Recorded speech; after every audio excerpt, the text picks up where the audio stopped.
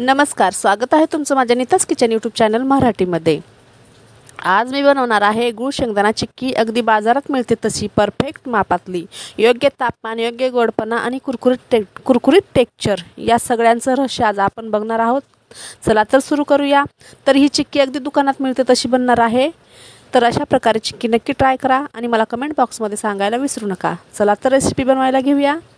आता इथे काय करायचं आहे, जेवढं आपल्याला शेंगदाण्याचं माप घ्यायचं आहे ना, तेवढंच आपल्याला गुळाचंही माप घ्यायचं आहे। तर परफेक्ट मापाचं प्रमाण आहे या चिक्की बनवण्यासाठी। आणि कोणी पहिल्यांदा जरी बनवत असेल ना चिक्की, तरी अशा प्रकारे जर तुम्ही बनवायला घेणार ना, तर नक्कीच खूप छान चिक्की होणार आहे।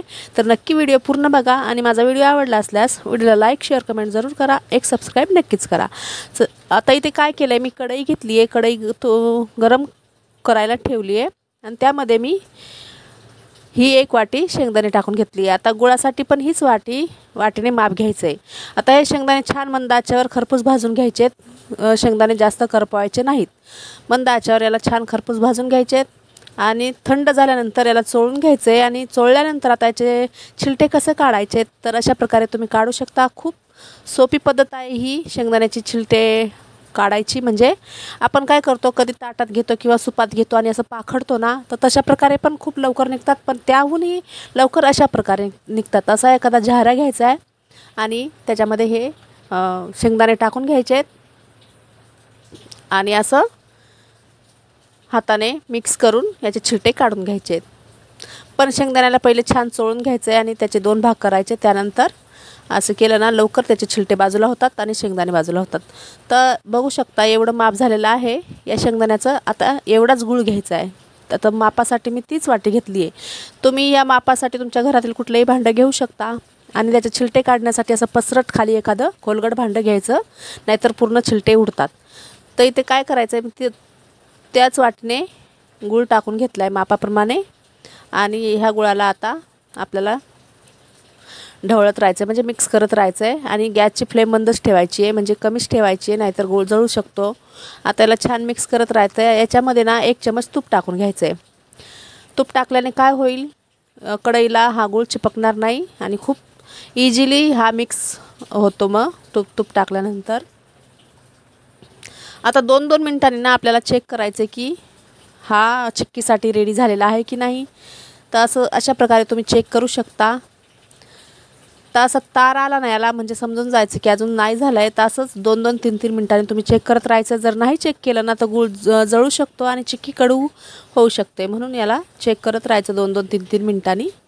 आणि याच्यात पाणी टाकायचं नाही, फक्त गूळ आणि 1 चमच तूप एवढंच आहे। आता मी परत 2-3 मिनिटांनी बघते झालं की नाही। तर अजून पण हे नाही झालेलं, अजून नरमच आहे हे, बघू शकता। आता तो खूप मोठा तार येतो याला, म्हणजे अजून झालेलं नाही आहे।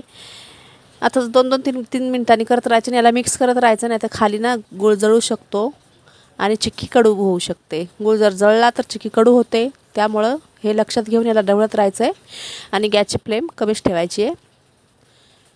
तो याला परत मिक्स करायचं छान।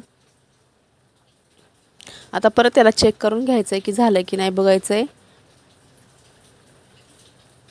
आता ही प्रोसेस तुम्ही खूप लक्ष देऊन करायची आहे, नाहीतर गूळ जळू शकतो आणि मग चिक्की बिघडू शकते। त्यामुळं आता हे अजून पण थोडासा व्हायचा बाकी आहे, बघू शकता। आता अजून 1-2 मिनटं याला शिजून घेतलं ना, तर की हा रेडी होतो। म्हणून याला 2-2, 3-3 मिनटानंतर पाण्यात असं टाकून चेक करायचं, आपल्याला कळतं की झालेलं आहे की नाही। बघू शकता आता तो लगेच पाण्यामधून बाजूला होतो आणि कडक पण झालेला आहे गूळ थोडा। आता चिक्की बनवायची म्हटल्यावर आपल्याला ना असं कडक कुडूम चिक्की लागते ना, त्यामुळं ना हा गूळ कडक करून घ्यायचा। म्हणजे आता बघू शकता या अशा प्रकारे। आता हा असा लगेच तुटला ना, बाजूला कडक होऊन तुटला ना, तर समजून जायचं की हा गूळ रेडी झालेला आहे, म्हणजे आता चिक्कीसाठी हे परफेक्ट प्रमाण आहे। तर आता याच्यामध्ये काय करायचं, हे शेंगदाणे टाकून घ्यायचे आणि गॅस इथे बंद करायचा आहे। तर गॅस बंद करूनच ही प्रोसेस तुम्हाला लवकर करायची आहे, नाहीतर लगेच हे घट्ट व्हायला चालू होतं आणि नंतर चिक्की आपली लवकर होत नाही, ती घट्ट होते। दगडासारखी. तर तसं न करता आपल्याला ही प्रोसेस पटकन करायची आहे, जास्त टाईम नाही घालवायची. आणि हाताला चटका बसू नये याचंही लक्षात ठेवायचं आहे, नाहीतर ह्या हाताला जर काही चटका बसला ना तर खूप जास्त चटका बसतो. त्यामुळं सावधगिरी बाळगायची आहे इथे. आणि पटकन इथे ना असं तुमच्याकडं असेल एखादा चॉपर बोर्ड, तर त्याच्यावर तुम्ही तेल किंवा तूप लावू शकता आणि त्याच्यावर असं हे पसरून घ्यायचं आहे. मी इथं चॉपिंग बोर्ड घेतला आहे आणि त्याला मी सगळीकडे तेल लावून घेतलं आहे आणि त्याच्यावर मी हे टाकलं आहे आणि पटपट मी याला पॅच्युल्याच्या साहाय्याने पसरवून घेत आहे. तुम्ही ना लाटण्याला पण तेल लावून याला लाटण्याने, तुम्हाला जर पातळ चिक्की हवी असेल ना तर तुम्ही लाटण्याला तेल लावायचं आहे आणि लाटण्याने याला पटकन म्हणजे पटापट याला प्रेस करत राहायचं आहे.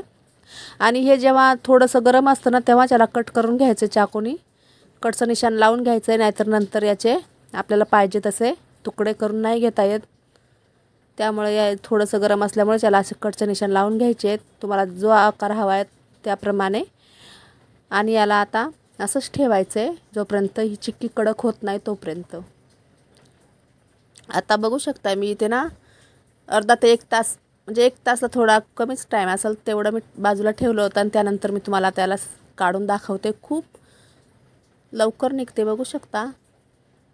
आणि इथे ना या चॉपिंग बोर्डला तेल लावायला विसरायचं नाही, किंवा तुमच्याकडे जर बटर पेपर असेल ना त्याला तोही तुम्ही घेऊ शकता, त्याच्यावरही अशाप्रमाणे करू शकता, किंवा ताटाला तेल लावून ताटावरही करू शकता. तर बघू शकता किती छान चिक्की झालेली आहे, अगदी दुकानात मिळते तशी चिक्की झालेली आहे आणि एकदम कुरकुरीत झाली आहे.